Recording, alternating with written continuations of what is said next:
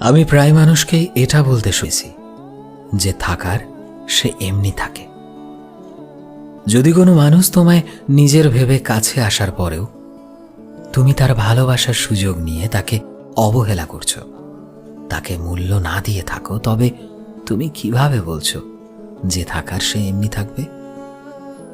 আসলে কি বলতো, কোনো সম্পর্কই একা একা গ্রো হতে পারে না। সম্পর্ক তখনই সুন্দর হয় যখন সম্পর্কে একে অপরের প্রায়োরিটিগুলো বুঝতে পারে। ভালোবাসা কোনোদিনই একতরফা এফোর্টে চলে না। তুমি তার সাথে মন হলেই কথা বলবে আর মন না হলে অবহেলা করবে, এমন করে সম্পর্ক হয় নাকি? অপরদিকের মানুষটা অনেক আশা করে, তোমায় নিজের জীবনে এনেছে, তোমায় ভালো রাখার চেষ্টা করেছে, তোমায় ভালোবাসতে শিখিয়েছে, তাই সে মোটেও সস্তা হতে পারে না। আসলে কি বলতো, এফোর্ট ছাড়া সম্পর্ক কোনোদিনই টেকে না। আর মানুষ থাকতে আমরা মানুষের মূল্য দিতে পারি না, কিন্তু হারিয়ে ফেললে ঠিকই বুঝি সেই মানুষটার গুরুত্ব তোমার জীবনে কতটা ছিল।